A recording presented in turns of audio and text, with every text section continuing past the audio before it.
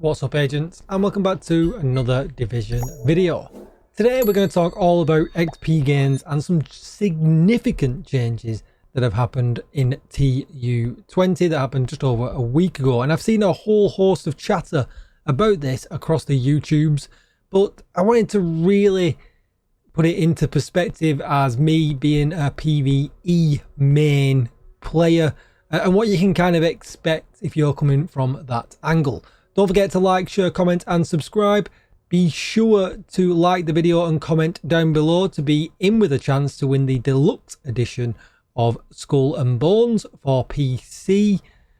I'm going to draw that as soon as we hit 500 likes on any of my videos. With all that said though, let's get started. Right, so let's first of all flick to the patch notes so we all can be on the same page. So balancing conflict cache. They've extended the loot pool. Dropped items are now legendary difficulty quality, which is absolutely amazing. The cache now gives 2 items with the possibility of a third one, because beforehand it was 1 item with the possibility of a second one. They have significantly boosted the XP gain to align with the living world activities, and this is probably the crazy screenshots and videos that you've seen knocking around social media. But then they also made a change to it. All players joining conflict will have their expertise and SHD watch bonuses removed. Now that was a bit controversial, the SHD watch bonus. You know, I guess most people kind of expect that you can grind to 1,000, but either way, that is how it is. So Cal very kindly slid into my DMs when I kind of put out a bit of a help wanted, because conflict is not for me, and I'll link his channel down below. He plays a lot of PvP, be sure to go and check him out, and big thanks again for him to hook me up with these screenshots. So for instance, here we go. So this is conflict. Now obviously there's different modes in conflict, and different modes do actually give you different XP gains, but you can see here that he got 1, 2, 3, 4, 5, 6. That's 3 million XP. 3 million XP.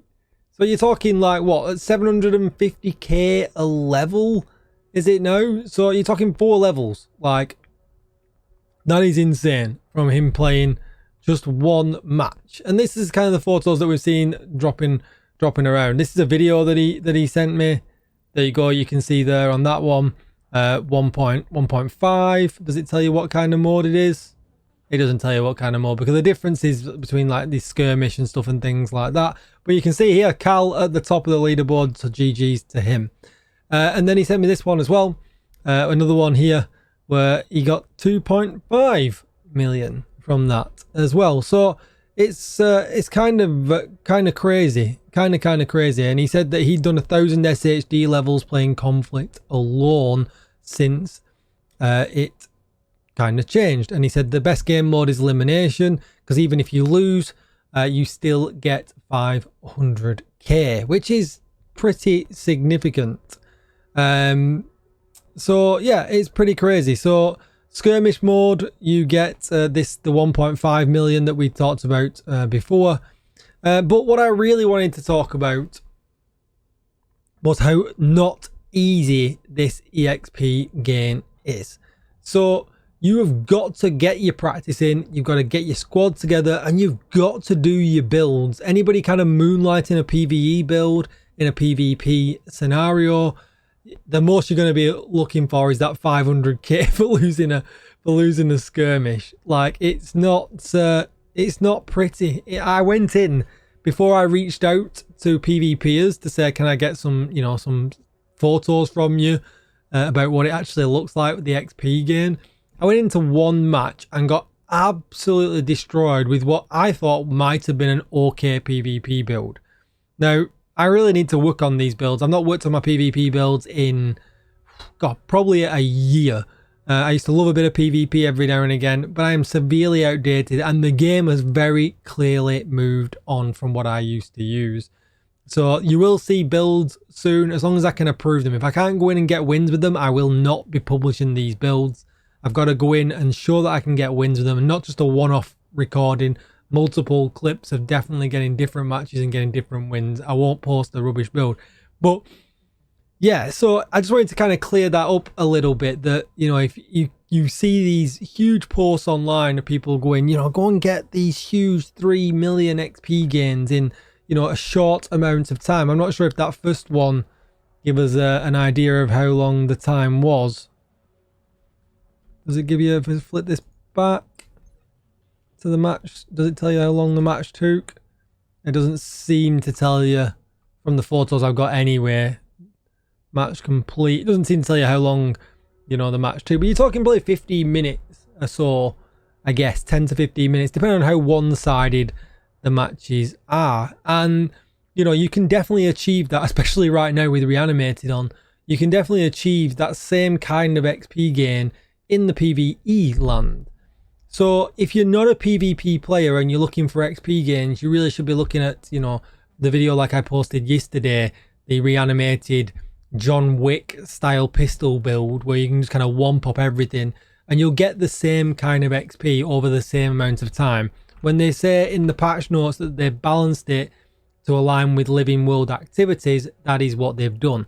Now, GG's to all these PvP guys who have got a static 4 group or a static couple that are really good. You've built it, you've expertised it and all the, well, you can't expertise it anymore, but you've done all of your work to put that PvP build together. They absolutely deserve that PvP boost. This is exactly what the game needed for PvP, as they have been suffering for XP gains for a long time now. So massive props to them to be able to get this kind of XP gain now. But I really just wanted to put out a video to just kind of say, just don't expect your regular PvEer to jump in and be winning every match. You know, conflict is pretty hardcore when you go in. And yeah, you'll get a game where you get 2 groups of newbies. You'll get a game where people DC and you get an instant advantage, and you will get some wins, but it's definitely not smooth sailing in there. You know, skills seem to still be a bit of an issue, especially the mortar, you know, camping people spawns with the mortar and things like that. So you've got to have the builds, you've got to be able to switch between the builds, and you've got to be spec'd into PvP. It's an absolute wild place out there, but I just really wanted to do more of a PSA to kind of say, listen, you know, if someone's got the game and new to the game like a month ago and they're like, oh, look at them huge gains I can get in PvP, they're going to go in and they're going to get absolutely destroyed, and, you know, they're going to come out feeling like, well, I got no XP, it really wasn't worth it, and a bit of a downer. So, you know, expectations set at a level that you have got to put the work in to get these XP gains from conflict. And yeah, and if you have put the work in and you are, GG's to you guys. Feel free to slide into my DMs to carry me. I would love some conflict carry or some conflict help for sure when I put some builds together. But that's going to be it for the video. I really hope you appreciate this kind of video. Don't forget to like, share, comment and subscribe. Get yourself involved with that Skull and Bones Deluxe giveaway. And if you need a community Discord with anybody that's dead friendly and loves to play the Division, if you need any help or anything like that, you'll find a link to mine down below in the description. Thank you so much for watching, agents. Thank you for all the support recently, and I will see you in the next one. Bye bye.